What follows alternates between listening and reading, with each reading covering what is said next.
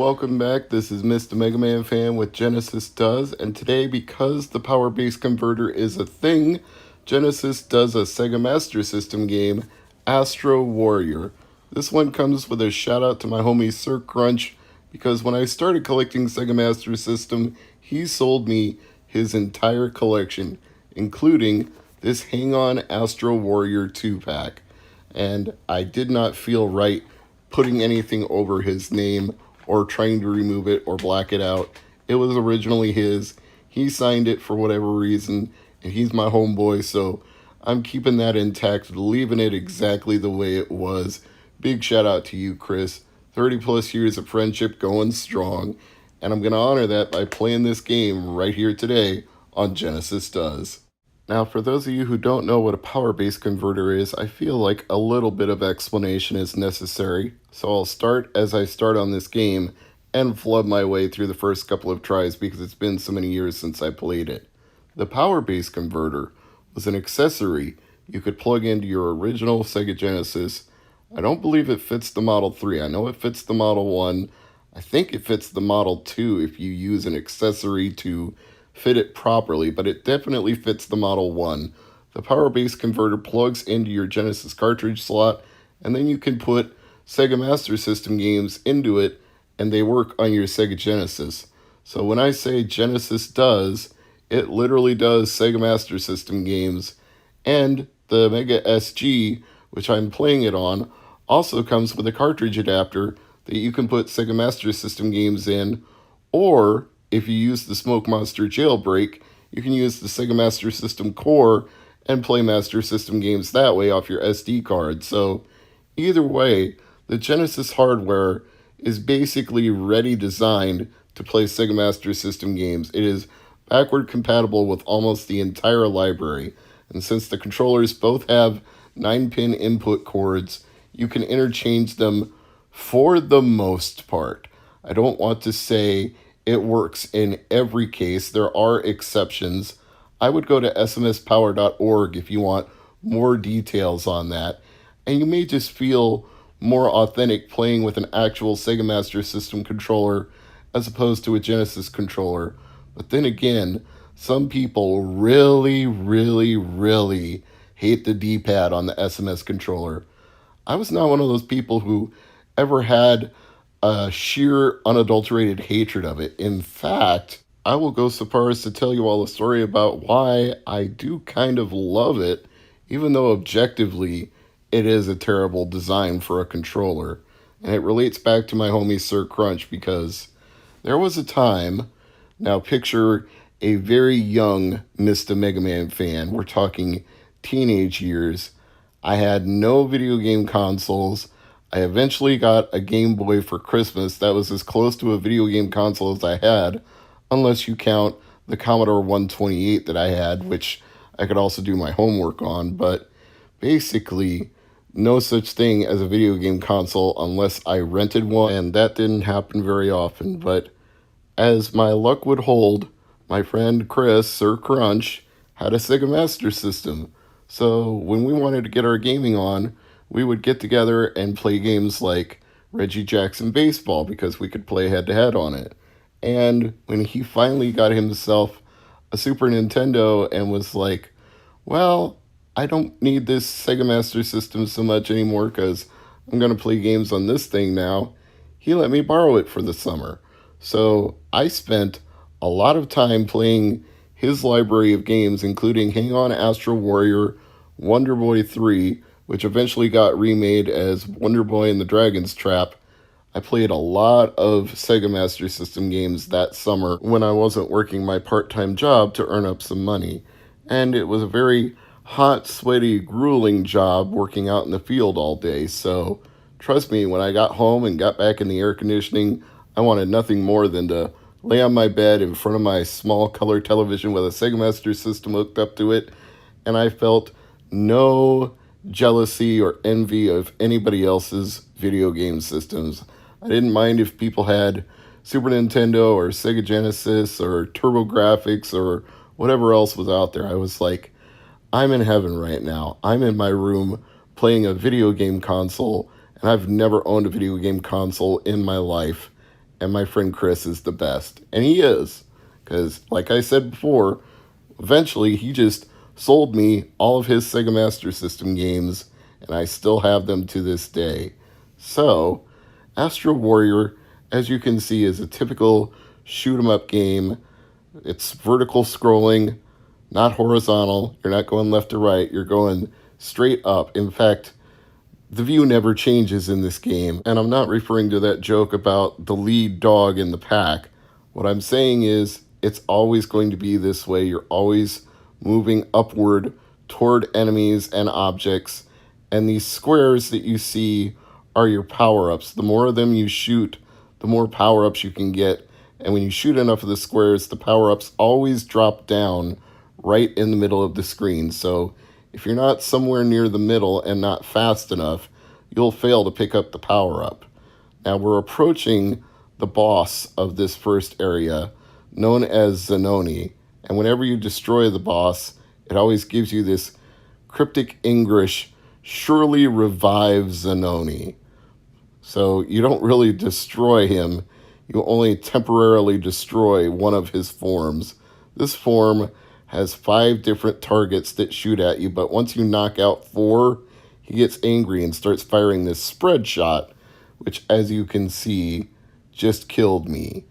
And Astro Warrior is either incredibly easy or incredibly difficult, depending on how you play it, because if you keep all of your power-ups and you get fully powered up, you can breeze through the entire game in one sitting. But if you accidentally lose your power-ups in the middle of a stage or on a boss, you're pretty well screwed.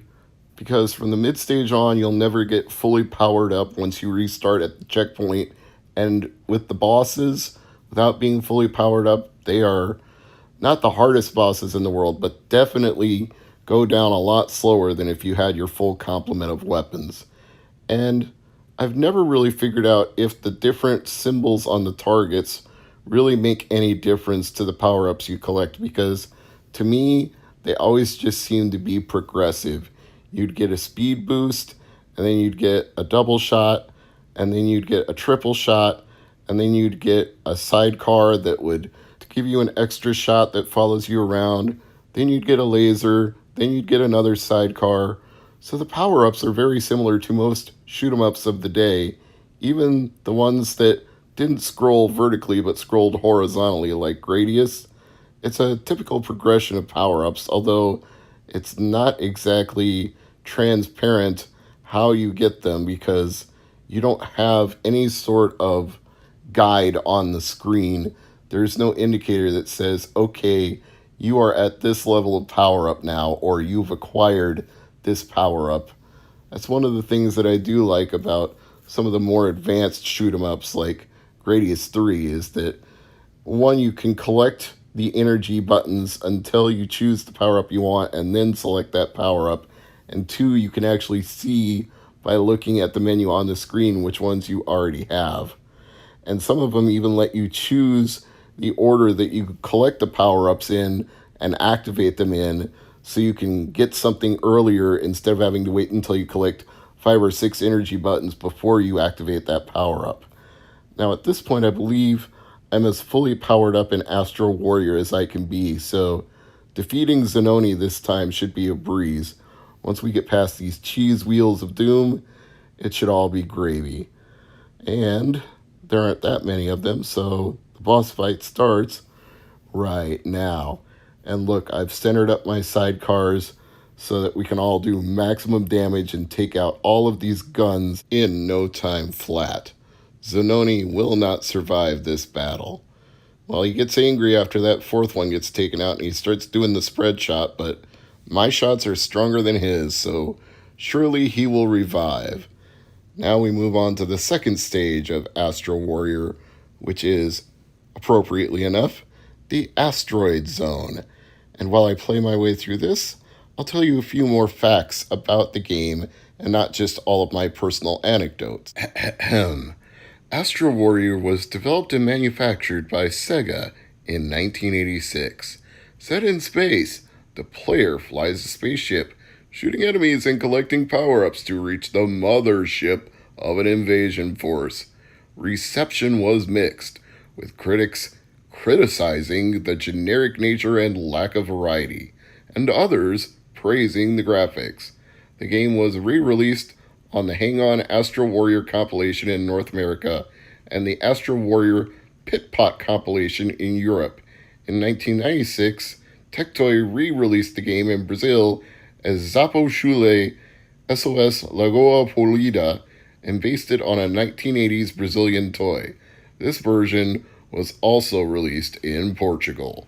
Plot: the Devil Star Imperial forces have established a base and invaded the Alpha Centauri system. The Solar System Allied forces have entrusted their warrior aboard the Astoro Raider to attack the invasion force and destroy their mothership.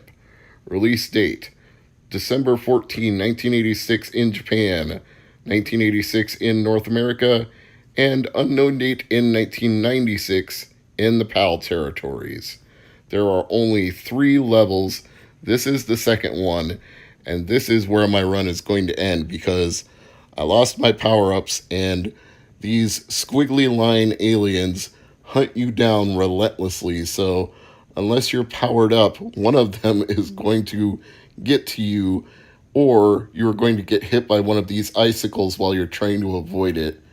It's sort of unfortunate and inevitable, but this is exactly what I was talking about when I said you can either breeze through this game if you keep all of your power-ups intact, or you can be totally screwed if you somehow make a mistake and lose them. So a good session, you can breeze through all 3 stages in like 15 minutes, and bad session means game over, go all the way back to the beginning and try again, sucker. I was really good at this back in the day, but obviously I'm out of practice. But I hope you enjoyed a little bit of variety on Genesis Does, looking at a Sega Master System game that is exclusive to the Genesis console in the fact that this was never released on any Nintendo system. It was a Sega Master System game played on a Genesis. I'm Mr. MegaManFan, and as always, thanks for watching. I'm Mr. MegaManFan. This is Genesis Does What Nintendo Don't, and this is Power Strike for the Sega Master System.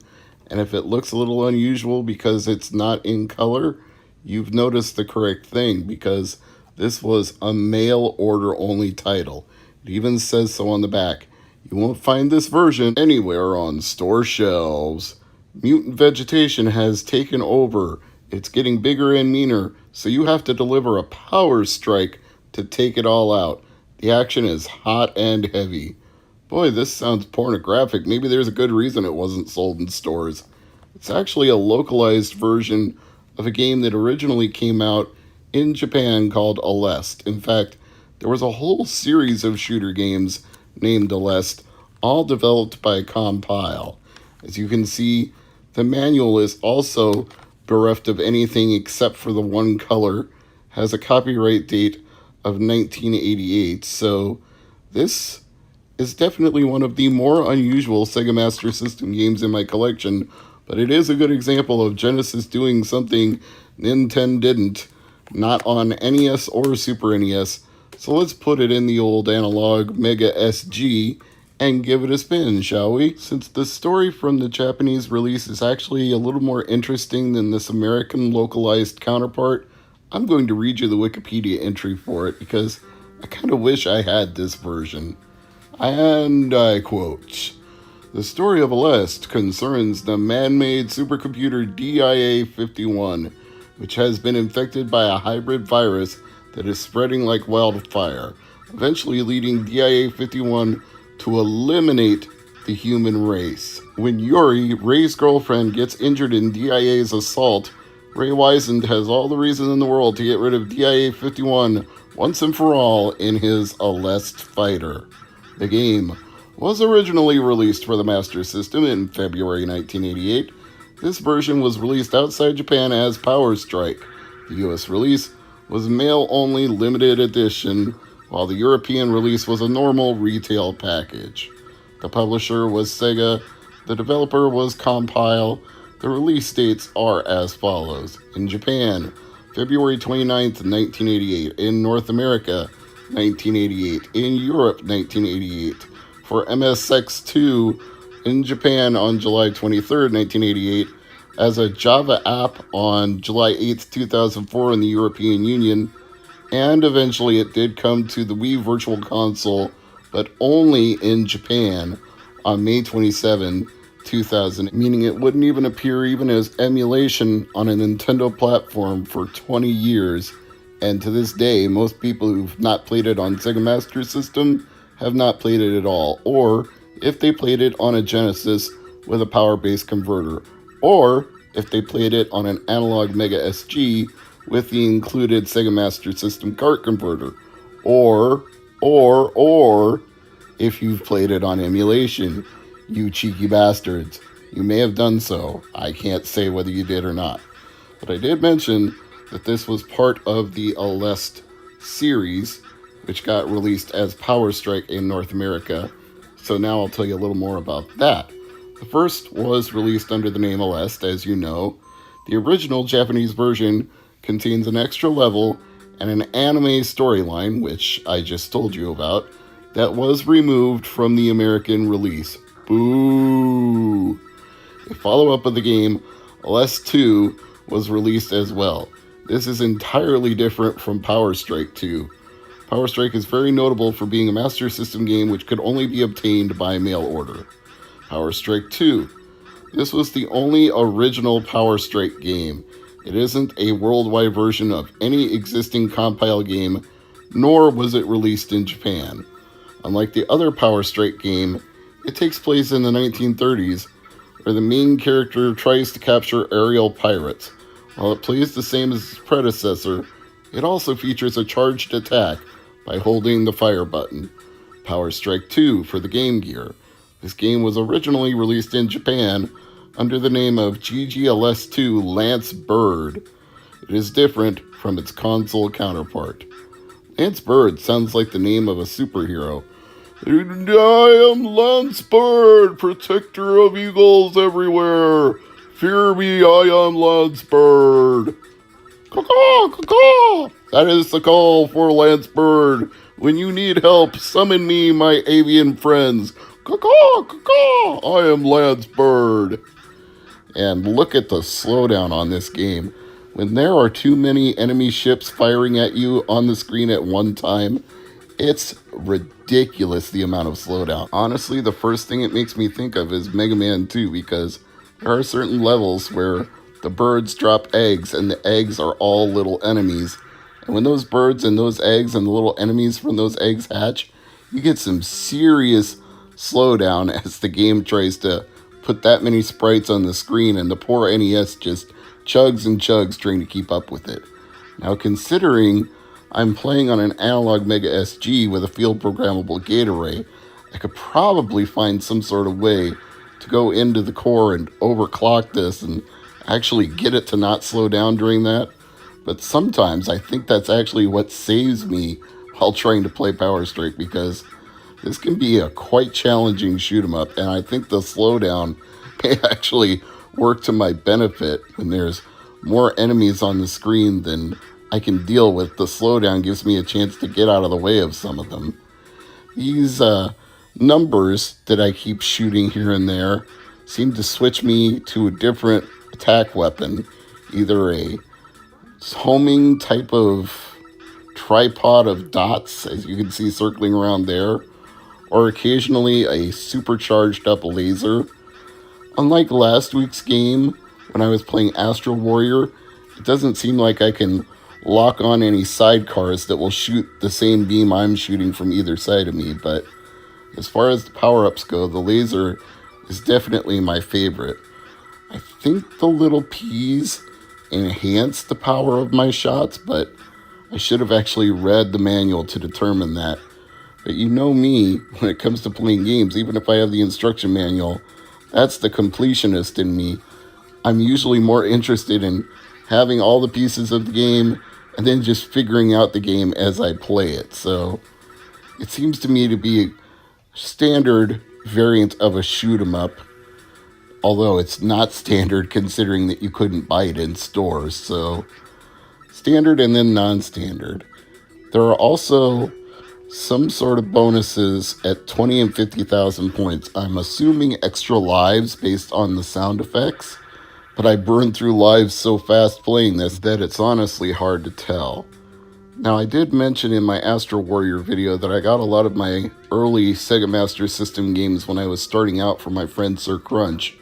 I don't think I got Power Strike from him though, because this one doesn't have his name written on it, and I don't see any other person having previously owned it anywhere on the manual or in the box or anything else, so I think I found this one somewhere myself. It doesn't even have a price sticker on it though, which makes me wonder just where exactly I got it. I wouldn't have bought it at a game store like Gamers or GameStop, because if I did, there'd probably still be a price sticker on the front. So how I acquired it is a bit of a mystery to me, because I certainly didn't mail order it, even though I was playing Sega Master System in my high school days. This would have been beyond the point where it would have been available for sale by mail order, because as I told you, my friend Chris loaned me his Master System when he got a Super Nintendo, which tells you the Sega Master System was well and truly dead at that point. However, that doesn't mean I wouldn't have played it possibly as a rental if a rental store had gotten it by mail order. That's certainly possible. Maybe this is a rental copy that I bought from somewhere and they never bothered to put their rental store sticker on it. But most rental stores usually did. So again, it's kind of a mystery. I guess if Chris remembers having this one, maybe I got it from him. But I don't think it was in the games that he loaned me that summer to play. Because the ones that I remember playing the most and the ones that I still have that have Sir Crunch's name on them are Wise, Wonder Boy 3, Hang On / Astro Warrior. I think Reggie Jackson Baseball might have been one of his games too. I'll let him comment on the video if he wants to about that and see if he remembers which games it was specifically that he had that I got from him. I suppose I could go through my entire Sega Master System collection and find all the ones that he wrote his name on, but that could take some time. I've got a couple hundred of them. So I don't think he had a couple hundred games though, so they would be like needles in the haystack. Anyway, it's a fun game, although it's much harder than Astro Warrior. Almost brutally so, but not to the point that I don't want to play it more, because as you can see, no matter how many times I die, I keep coming back for another round. Oh, there's that slowdown again. Slow down, slow down. What I am is what I am. Well, what you are is a stunt man. Shout out to Brand Nubian. Anyway, this is a very hard game, a very hard to find game since it's a mail order game. And I don't imagine many people have complete copies, because I'm honestly stunned by how many loose Sega Master System and Sega Genesis games I've seen. This is something I've talked about with Tom at Pop Culture. It's like, how in the world did you end up with loose games when they came in a plastic clamshell that seals shut, where you could keep the game and the instructions? Yet for some godforsaken reason, people still threw those away. I can understand cardboard boxes to a degree, but not plastic clamshells. Anyway, I'm Mr. MegaManFan. Thanks for watching. I'll see you next week on Genesis Does. Bye for now. I'm Mr. MegaManFan. Genesis Does returns with Fantasy Zone The Maze, a 1 mega cartridge. Now, in a previous episode, I talked about the fact that I would like to cover the first Fantasy Zone game, but I can't because it came out for the Famicom and it came out in the United States as a Tengen cartridge. And when I did a little research into Fantasy Zone 2, I had the exact same problem. It was also released for Famicom.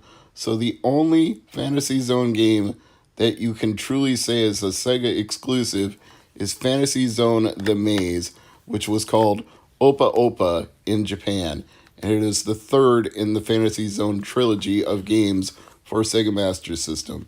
And Genesis does Sega Master System, whether you're on a power base converter or using the analog Mega SG with the included adapter.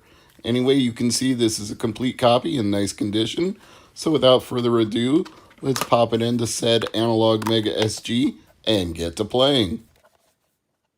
Now, one of the problems with doing research about this game for this video is that you end up going in a recursive loop when you try to look it up on Wikipedia. If you search for Fantasy Zone The Maze, it comes up as a sequel to Fantasy Zone. And if you click on the link for the sequel, it takes you right back around to the Fantasy Zone page. So you get nowhere fast. But thankfully, SegaRetro.org does have a full entry for Fantasy Zone The Maze, so I would like to quote from it just for a moment while you watch some of my gameplay footage. Ahem. Fantasy Zone The Maze, known in Japan as Opa Opa, is an entry in the Fantasy Zone series. It was released for Sega Master System in 1987, with an arcade version following shortly after. It is often referred to as Fantasy Zone 3, although this is not an official title.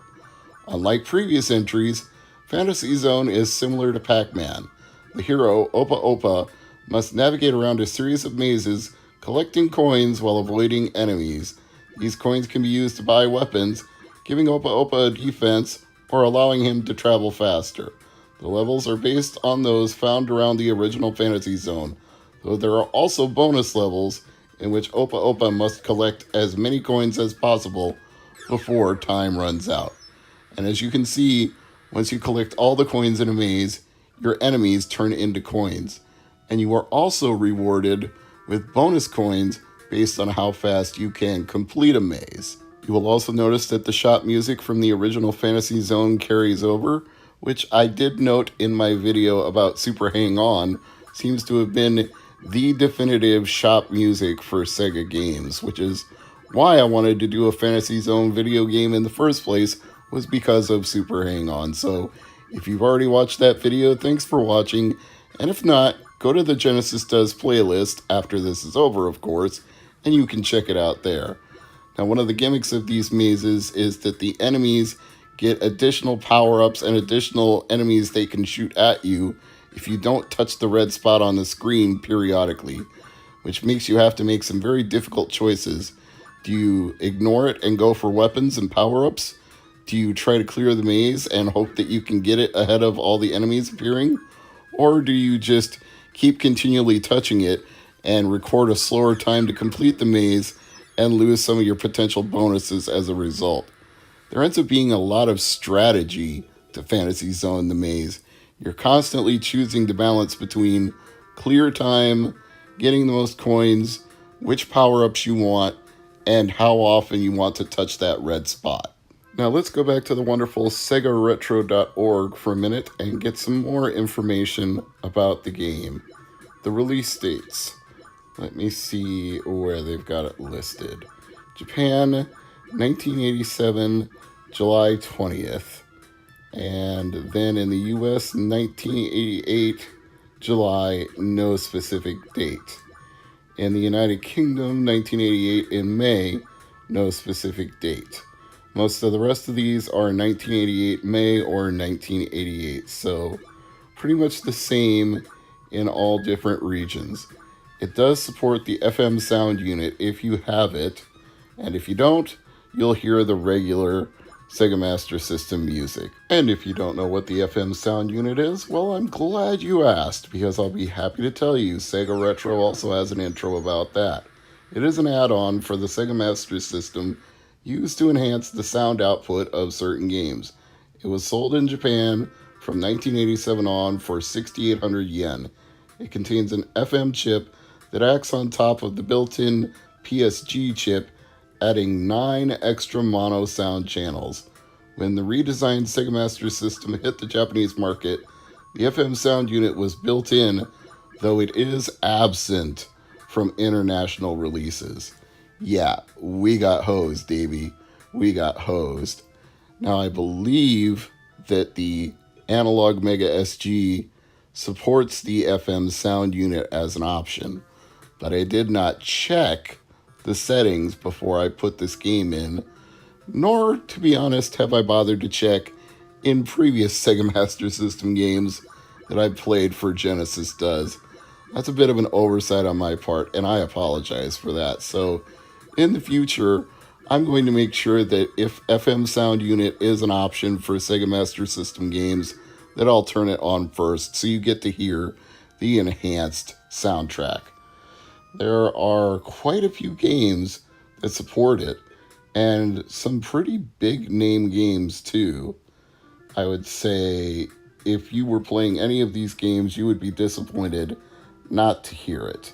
Phantasy Star, Afterburner, Alex Kidd, The Lost Stars, Double Dragon, Fantasy Zone 2, Shinobi, Outrun, Wise the Vanished Omen, Wonder Boy in Monsterland, Space Harrier 3D. The list goes on and on. There are also games with FM soundtracks that were not released in Japan, which is curious considering international versions did not have the FM sound support, and that includes Altered Beast, Outrun 3D, Rampage, Time Soldiers, Ultima 4, Vigilante, and so on. Let me read again from the Sega Retro page explaining this. Out of these, only Wonder Boy 3 is known to have been released in South Korea. However, the FM audio in Wonder Boy 3 will only function with a Japanese system. Western consoles modified with FM audio use PSG due to the game's region detection code. Now that one I know you can get around with the Analog Mega SG because it lets you set the region of your system in the settings. So if it's trying to default to North America, you can force it to default to Japan by just changing your region in the settings. That's just one of those quirks with Sega Master System games. It's fun because PAL games work almost flawlessly in a US Sega Master System. Japanese games always work, but you may not get the full enriched sound that you would unless you have a modified Sega Master System or you're using an emulator. Otherwise, you're just getting gypped. And aren't you glad that in the 30 years since games like this came out, that they finally realized that region locking features is not the way to go. Region locking games is kind of an antiquated concept now, because you can buy PS4 games from any region of the world and play them on your console. You can buy Nintendo Switch games from any region of the world and pop them in your slot and you're good to go. You can even set the region of your account on your Switch to Japan and buy games from the Japanese eShop, which I've done because when I signed up for the Switch Online service, I made sure to download both the NES and the Famicom version of the Switch games that are supported for Switch Online. You know, all the different NES re-releases that they've done. Now, it would be interesting but unlikely to ever happen that someday they would expand Switch Online beyond just NES games. I know everybody's pining for Super Nintendo games, and so am I, but wouldn't it be nice if they actually supported, just like the old Virtual Console, if they had Sega Master System games, TurboGrafx games, arcade games? Just think of the amount of things they could add to it if they weren't so dead set stuck on, we're going to just filter tiny amounts of our NES library out, drip, drip, drip, a few at a time. And some of the games, let's be honest, nobody is exactly clamoring for. Of course, everybody wants to play Metroid, Super Mario Bros. 3, The Legend of Zelda, Double Dragon, but then once you start getting down into the drip feed of games they put out, how many people were clamoring to play City Connection? I don't think so. Baseball? Definitely not. Volleyball? Absolutely not. Wrecking Crew is good if you're enthusiastic about obscure games that do have Mario as a featured character, but it's not a terribly fun game. It's more of a curiosity as far as I'm concerned. Tecmo Bowl, that's really only fun if you're playing it with friends. If you're playing it against the computer, it's not so great. And I just, I don't even know with stuff like Vice Project Doom. I probably need to give that a more thorough play, but that wasn't one that struck me as a stellar title back when I first bought it for my NES collection, and I haven't gone back to it since. And the fact that it's in Switch Online didn't light my world on fire. Now, watch somebody in the comments say, Vice Project Doom is a great game. Mr. Mega Man fan, you've been sleeping on it. Well, if that's the case, wake me up, but don't let me go. Just tell me that I'm needing to play it on the low. So anyway, back to Fantasy Zone, the maze. As you can see, I am constantly getting stuck in this battle where I'm getting overwhelmed by enemies because these mazes don't always allow you to get to that spot before more enemies are generated. But one of the nice things you can do is select the different area that you want to play, such as Dalamica, or Dalmatia is what I want to say every time I see the name. And you can go to those different worlds and play different mazes. You don't have to play from the start to the end sequentially. It's not exactly like Mega Man in that you get any sort of reward for doing it out of order. You don't get power-ups that you can use to defeat the other enemies. Although maybe if you bank enough coins, it would help you. Like if you pick a level that's coin heavy, and then you use that to get items from these little bubbles that represent the shops, maybe there's an advantage there. There might be a tactical order to play Fantasy Zone the Maze in that works the best, but quite honestly, the best thing you can do is buy this fireball power-up that just lets you steamroll over all of your enemies.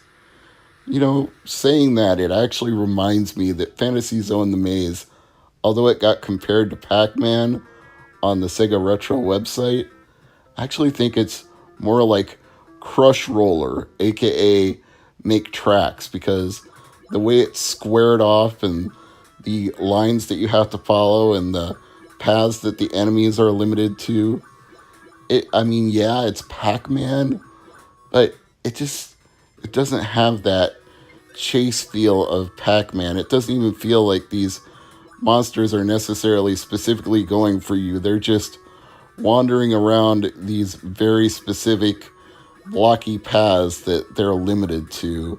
And if they just happen to cross your path, then you're screwed. But other than that, it's not like they're actively hunting you down like Inky and Blinky and Pinky and Clyde. So I wouldn't call it a Pac-Man game. Maybe I'd call it Pac-Man-esque. Does anybody remember a game called Jawbreaker 2 on the Commodore 64? That one also got compared to Pac-Man, and I thought it was wildly inaccurate. And not just because I actually had an authorized Pac-Man game that came out on a 5 1/4 inch floppy disk. Anybody besides me remember those things? Well, it was not in any way, shape, or form a Pac-Man game when I played it, and I was actually delighted by that. I thought Jawbreaker 2 was a lot of fun. It had things you could chomp on, and it had monsters, but it was in no way a maze. It was like a stacked up series of levels that you went up and down to each level trying to clear. I'm probably not doing it justice to explain it that way, but this is not Commodore does. This is Genesis does. Maybe I'll try playing that in emulation for a video, a spin-off series at some point. But suffice it to say, a lot of things that get compared to Pac-Man just really aren't Pac-Man in any way, shape, or form. I mean, even this fails the litmus test because, first of all, these coins that you're picking up are not all uniformly worth the same amount. The bigger they are, the more points they're worth. And there's no option for that in Pac-Man. And The coins also decrease in value over time if you wait too long to collect them, and there's no such thing in Pac-Man either. And you're definitely not buying items to attack your enemies with in Pac-Man. The only way you can attack them is by eating the Energizer and swallowing them while they're afraid of you. But unfortunately for me, there's no such fear in these enemies, and for some reason it's not letting me buy the Fireball ship, so I think this run of Fantasy Zone the Maze has come to an end. I'm Mr. MegaManFan. Thank you for watching Genesis Does. Subscribe if you're not already a subscriber, and I'll see you next Thursday. Bye for now.